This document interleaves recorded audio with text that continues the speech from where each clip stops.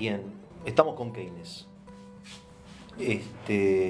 Hasta los años 70 usted me decía que Keynes o el keynesianismo da buenos resultados en el mundo. Absolutamente. Y después, ¿qué pasó?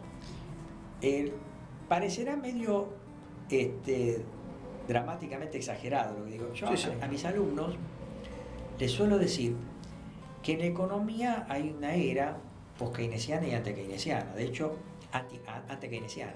De hecho, a los alumnos les digo que en nuestra era hubo 3 personas que se destacaron en la humanidad: Jesucristo, Mahoma y Keynes. Los 2 primeros fundaron 2 religiones. Keynes fundó una forma distinta de ver la economía. ¿Tan importante? Absolutamente, a partir del hecho de que Keynes salva el sistema capitalista y comprende los nuevos cambios que están en la sociedad y que llegan hasta hoy en día. Los comprende, los considera virtuosos y opera junto con ellos de una manera colaborativa y asociativa. De hecho, la revolución keynesiana logra sacar de la depresión económica a 3 grandes economías que estaban sufriendo mucho la depresión económica. Alemania venía de un ajuste económico que había arrancado en 1924, cuando Jan Marshall pulveriza la hiperinflación de 1923, los precios terminan altos y comienza a hacer un ajuste tipo clásico que duró desde 1924 hasta 1933. Después de la depresión económica del 29, en 1933 llega Roosevelt con estas ideas y obviamente resucita la economía norteamericana. Nace el New Deal, el Welfare State, las políticas de demanda de Estados Unidos. Sí. Y también en Gran Bretaña después del plan económico desastroso de Churchill entre 1925 y 1931. Y a partir de ahí las economías arrancan y después de la Segunda Guerra Mundial tenemos un episodio pocas veces visto en la historia económica mundial. Comienzan los Golden Years, los años dorados. La economía comienza a crecer de un modo virtuoso a partir de este tipo de políticas. Es la época de apogeo del pensamiento keynesiano. Obviamente, el pensamiento keynesiano entra en crisis. Y entra en crisis a finales de la década del 60 y los 70, con la crisis del petróleo. A fines de la década del 60 lo que ocurre es un incremento de los salarios, sobre todo de los obreros de los países centrales, y en la década del 70, la crisis del petróleo, sabemos bien que hubo un conflicto árabe-israelí, las potencias occidentales apoyan a Israel en la guerra con los países árabes cartelizan el precio del petróleo en la Organización de Países Exportadores del Petróleo, bombean menos, aumentan el precio, generan un beneficio extraordinario que se lo quedan ellos y lo reciclan los bancos europeos, muchos de esos fondos. Pero generó un incremento del petróleo y el petróleo forma muchos precios. Así como los salarios altos generan muchos precios, el precio del petróleo alto genera muchos precios y obviamente si yo tengo altos precios del petróleo y los salarios, se retrae la oferta agregada. Al retraerse la oferta agregada se genera un fenómeno llamado estagflación o recesión con inflación. Y cuando yo tengo recesión con inflación, las políticas keynesianas se tornan ineficaces. Porque si yo lo que quiero es volver a los mismos niveles de actividad antes de la recesión, con política fiscal, monetaria o cambiaria expansiva, lo que voy a generar es probablemente que vuelva a esos niveles de previos a la recesión, pero con una inflación muy alta. Y al revés, si yo lo que quiero es controlar la inflación, generando una política de demanda agregada restrictiva, a través de una baja de gasto público, un incremento de los impuestos, una política monetaria contractiva, a una apreciación cambiaria, lo que voy a hacer generalmente por ahí logre es una estabilidad a nivel de precios, pero una mayor recesión. Entonces ahí el pensamiento keynesiano comienza a crujir, a hacer crisis. Y lo que comienza a aflorar en esa época... O sea, discúlpeme, este escenario no estaba previsto en la teoría de Keynes. No, el peor escenario para una economía keynesiana es una economía que tenga esta inflación. O sea, recesión con inflación. Porque generalmente las recesiones clásicas venían recesión con deflación. Claro, sí. O había una expansión económica con un incremento del producto con inflación. O sea, crecimiento con inflación. Lo que se ve fines de la década del 60 y sobre todo en la década del 70 con la crisis del petróleo es stagflation, estancamiento, recesión con inflación. Y en el sistema keynesiano eso no no estaba previsto. Genera problemas porque si Genera yo quiero problemas. expandir la economía para regresar a los niveles anteriores de producto, genero terribles inflaciones. Sí, y sí. si yo quiero controlar la inflación, genero más recesión. Y la variable fue el precio del petróleo. Digamos, El precio del petróleo y los altos niveles salarios salariales de los países centrales de la década del 60. Bien. 1968. Que algunos sociólogos lo estudian como la crisis del Fordismo. La crisis La crisis del Fordismo. del Fordismo. Del Fordismo.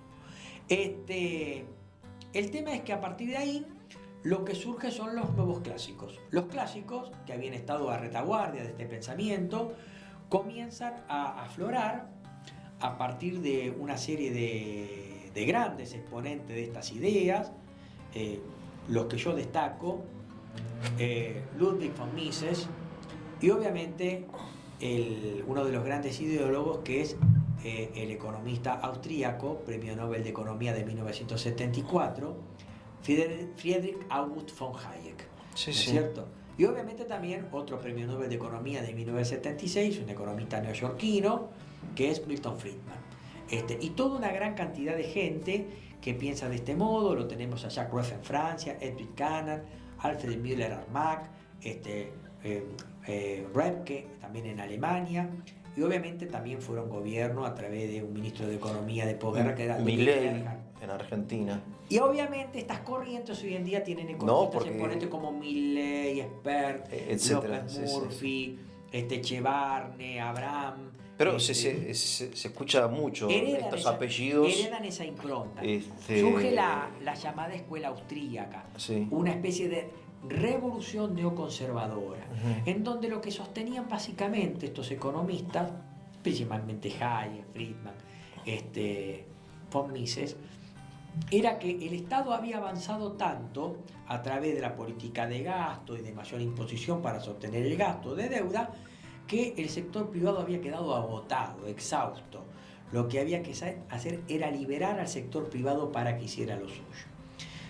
Bueno, puedo hacer una pequeña observación. Keynes hablaba de este primer impulso, ¿no?, que usted puso como en la figura del estadio. El Estado en realidad fue avanzando más que un primer impulso en estos años, fue tomando como asumiendo responsabilidades en la economía que quizás no le correspondían. Hubo una excesiva presencia del Estado, ¿o no? Lo cierto es que las economías, si usted ve cualquier economía, casi todas hay un mayor avance del Estado. Porque todo, en definitiva, todo depende de una cierta prudencia en las cosas. Exacto. Uno tiene una fórmula, usted tiene un remedio, ¿no? Pero si toma mucho ese remedio, se enferma. ¿No? La diferencia, como decía, no sé, entre el veneno y el antídoto, ¿cuál es la diferencia? La cantidad. Exactamente. O le creo los anticuerpos o lo enveneno. Claro, entonces de repente pasó algo de esto de que hoy el Estado es algo ineluctable. Lo que decía Hobbes, como lo llamaba él, el leviatán, ¿no? Sí. El leviatán, tremendo. Hay algo de eso también hoy. El tema es la dosis. La dosis también. Exactamente, es decir, lo que no podemos negar es que el avance del Estado sobre las relaciones sociales es mayor. Es mayor. Y estas instituciones han llegado para quedarse en muchos casos. Porque lo que se observa, por ejemplo, en un sistema capitalista, es que muchas veces la falta de regulación puede generar serias crisis. Te doy un ejemplo.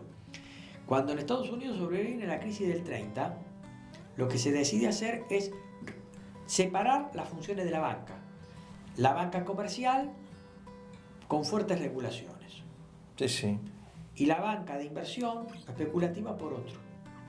Bueno, fíjese que la falta de regulación de la banca de inversión terminó generando en el año 2007-2008 la crisis de las hipotecas subprime en Estados Unidos. Sí, sí. O sea que aquellos que piden libertad, muchas veces no sé si esa libertad termina generando grandes crisis. Por eso es un tema de prudencia y de moderación en los todo, contribuyentes norteamericanos, claro, mayor endeudamiento y todo el mundo que también sufre ese tipo de crisis. Y también por el otro lado, un keynesianismo con mala praxis o una mala praxis del keynesianismo puede generar que esas políticas de demanda agregada generen fuertes problemas de incentivos o merma de incentivos a los sectores productivos, claro. ¿no es cierto? Eso también es cierto. Es decir, el keynesianismo no es malo como teoría económica. Lo que es malo por ahí es la mala praxis de las políticas keynesianas. Bien. Es como el antígeno. La persona quiere inmunizarse contra la gripe. Y no se puede. Entonces le tengo que poner un poquito Claro. de virus de la gripe para que genere los Claro. anticuerpos. Entonces la gente directamente se vuelve inmune a esa cepa de la gripe. Ahora, si le pongo mucho, es probablemente que esa persona tome una gripe muy fuerte. Sí, sí.